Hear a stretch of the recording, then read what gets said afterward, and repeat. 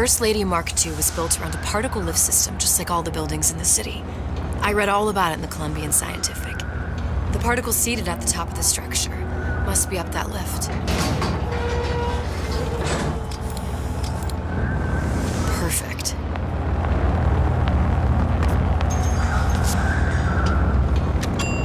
Seems like a lot of technology just to float an airship. Comstock never heard of hydrogen. The First Lady Mark I did run on hydrogen, and it was destroyed by a single bullet from a Vox sniper. Unfortunately, the Prophet wasn't on board at the time.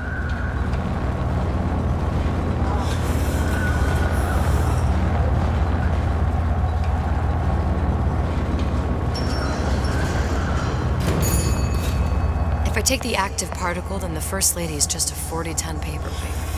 Best to take the spare. Here we go. Now let's head back through that tear.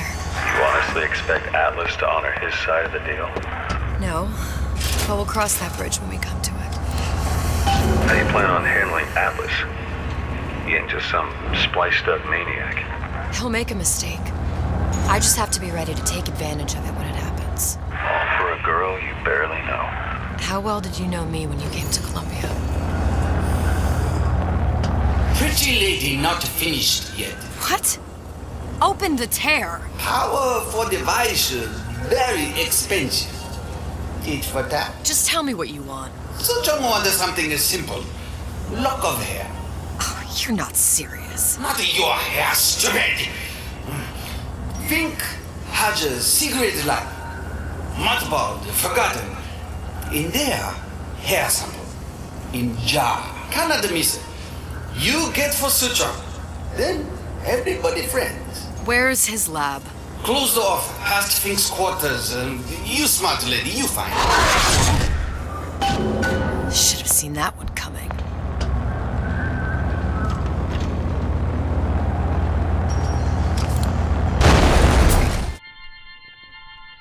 Press to generate a bullet-snatching shield that places ammo into your gun.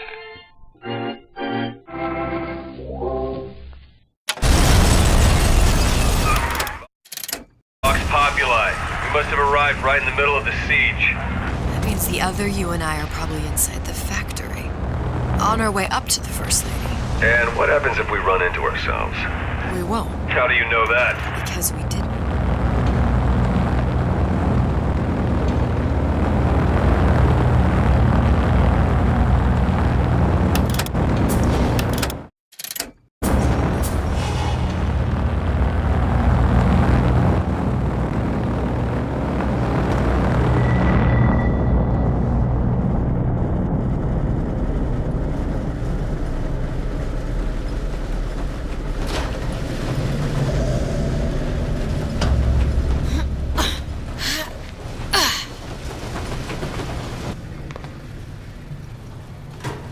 Taken your counsel, and you done me good service, but I will not hurt the boy. I will see Fink and Comstock burn, but I will not hold the son to account for the deeds of his father. You've misunderstood us. We neither asked you to harm the child. Nor did we promise that yours would be the hand that would set Comstock's world afire. A famous man once said, And a famous man shall say, I may reach the mountaintop. but I fear I shall never visit the valley below. But you mean I won't live to see the... No. It's up to you what matters more, Your part in the play? or the play itself. Someone is coming. She'll arrive a girl. She must leave. A woman. And what makes the difference between a girl and a woman? Blood. Your part in the play. Or the play itself? Turn her into a killer? How? Give the girl no choice. And she will be forced to make one.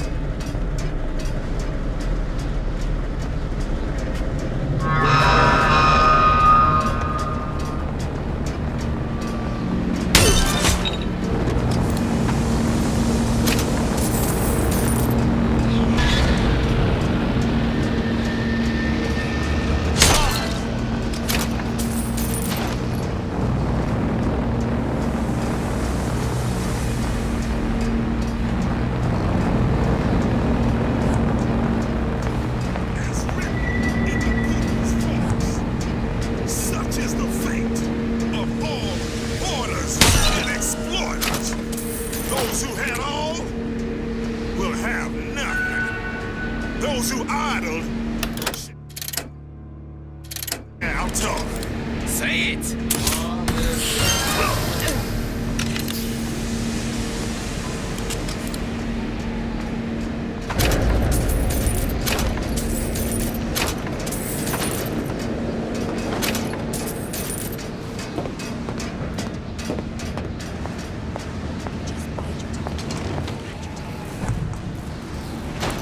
We abide neither dilly-dallys nor believers.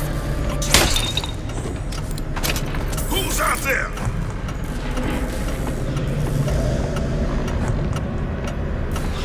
I'll find her. No!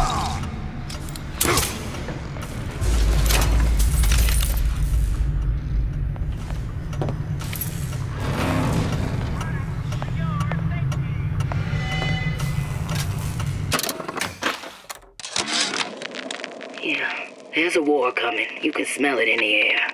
Fear, hatred, people dying every day. But how many more will suffer if we rise up? Violence begets violence, I know this. I've seen this. The rational mind argues for a peaceful solution to find a common ground, but what common ground is there to find for a father who watches his child bleed out in the street? How do you deny him his vengeance? I know that fire that burns deep inside. I know it all too well. And when the time comes, will I be able to stay the hand?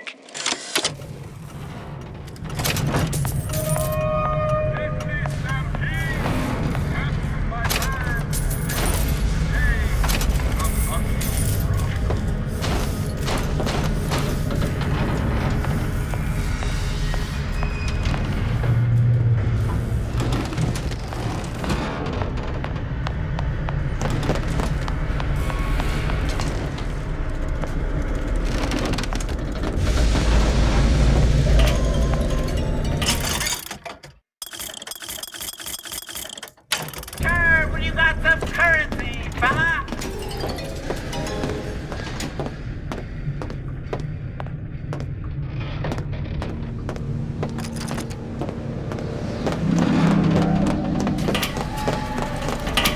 You wish on secrets?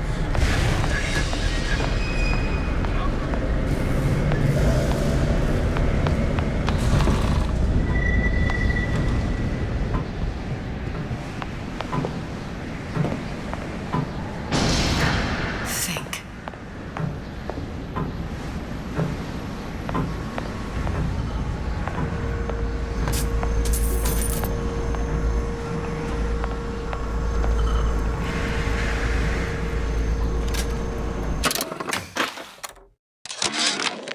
Our current state of being, or lack thereof, has left my brother unfulfilled.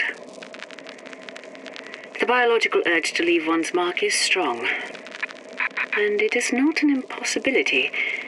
We could instantiate ourselves back in Columbia, return to an old life for the possibility of creating new. But we died in that world. Returning would mean giving up part of us. Ourselves. We'd become flesh and all that it is heir to. The mysteries of the universe would become once again mysteries.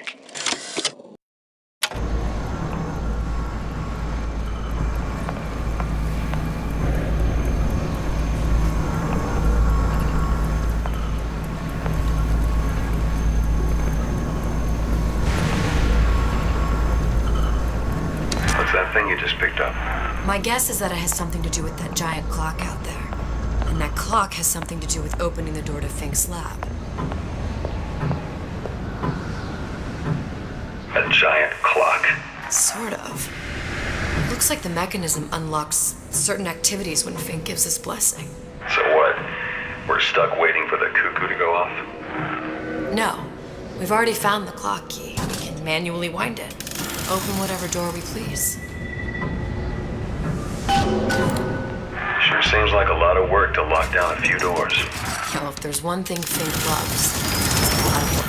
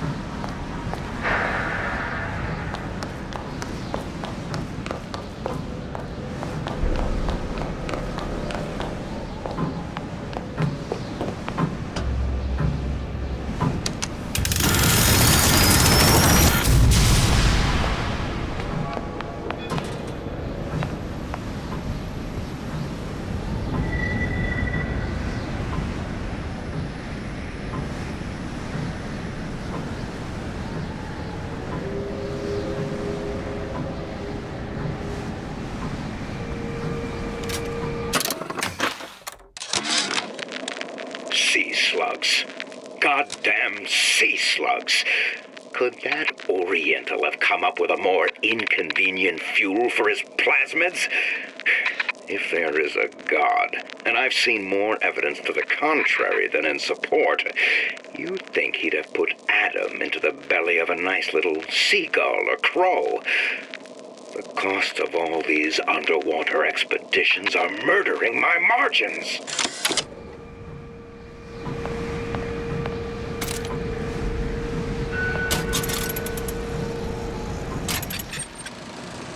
As to the matter of religion, let me place myself in the camp of the agnostic. I pretend to understand the mysteries of the infinite no more than you, Comstock, or anyone else for that matter. But for the sake of argument, let's say this is all one unhappy accident, and we all alone in our toils. Then who would Comstock use to control and shame us with rules that apply only to those with not a penny in their pocket? If there were no God, you could rest assured the first deed done by the first rich man would be inventing him.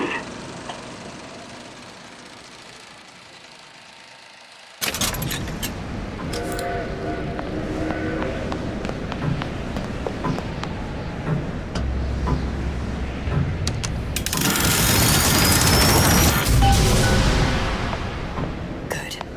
How to get that idiot his lock of hair.